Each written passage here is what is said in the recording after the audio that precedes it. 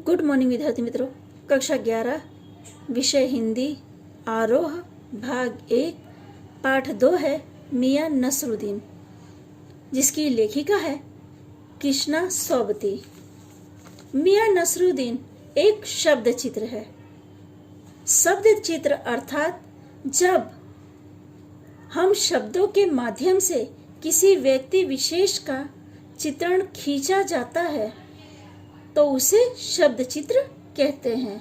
मियां नसरुद्दीन अपने मसीहाई अंदाज से रोटी पकाने की कला और उसमें अपनी खानदानी महारत को बताते हैं।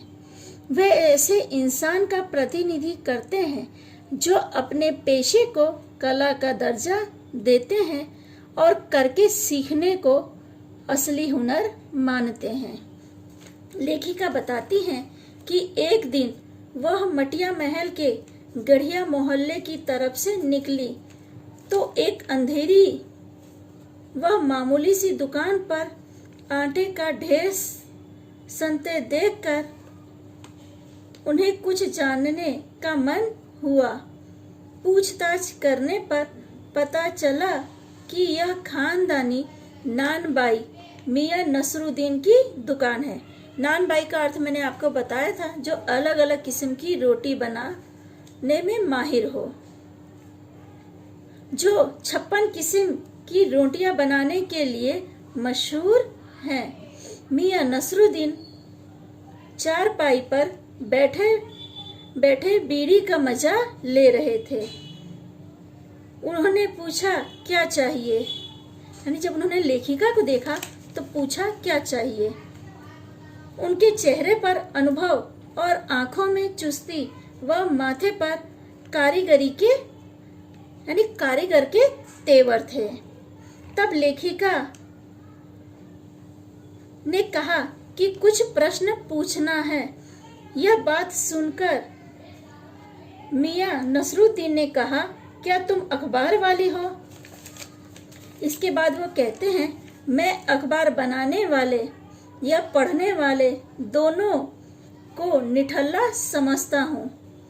उसके बाद लेखिका ने प्रश्न किया कि आपने इतनी तरह की रोटियां बनाने का गुण कहाँ से सीखा? उन्होंने बेपरवाही से जवाब दिया कि यह उनका खानदानी पेशा है। खानदानी यानी जैसे उनके दादा करते थे, उनके पिता करते थे, अब वो कर रहे हैं, यानी दर पीढ़ी उनका ये पेशा रहा है।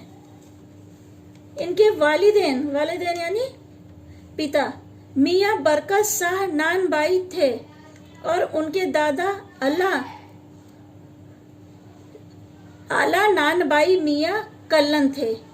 उन्होंने खानदानी शान का एहसास करते हुए बताया कि उन्होंने यह काम अपने पिता से सीखा। उन्हें गर्व का अनुभव होता है कि मैंने ये काम अपने पिता से सीखा है। नसरुद्दीन ने बताया कि हमने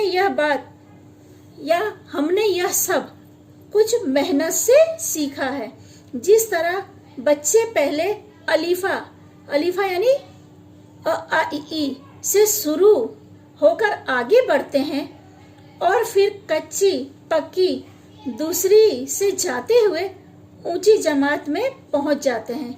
यहाँ पे कहने का मतलब है कि बच्चे शुरुआत करते हैं, फिर पहली और दूसरी, उसके बाद बड़ी क्लासों में जाते हैं। कोई सीधे तो बड़ी क्लास में जाकर नहीं बैठ जाता। फिर आगे वो कहते हैं, हमने भी छोटे छोटे काम किए हैं, बर्तन धोए हैं, भट्ठी बनाई है, भट्ठी को आंच देना आदि करने का हुनर पाया है। तालीम की तालीम भी बड़ी चीज होती है।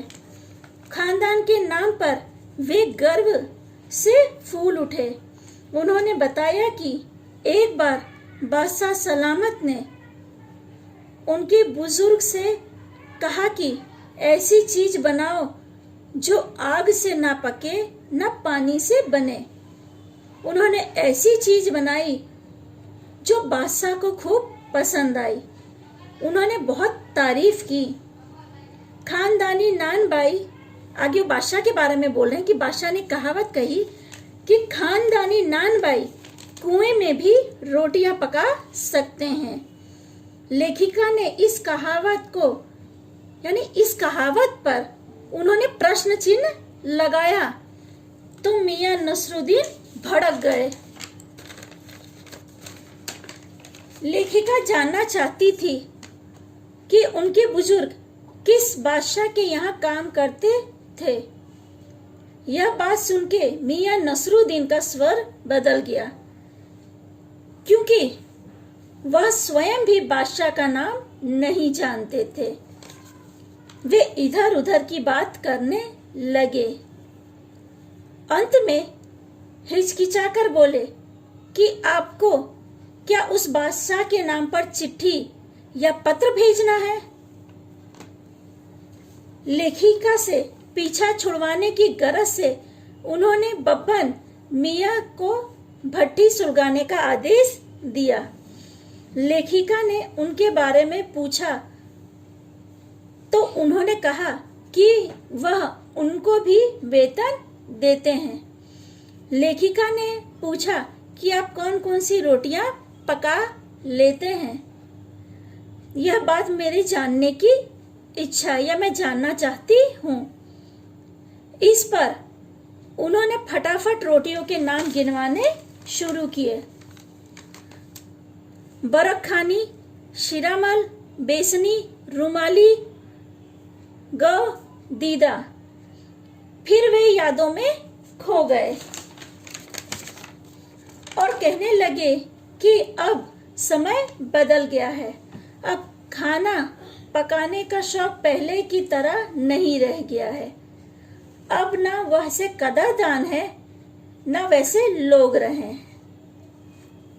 अब तो भारी और मोटी तंदूरी रोटी का बोलबाला है, क्योंकि हर व्यक्ति जल्दी में है। ठीक है विद्यार्थी मित्रों।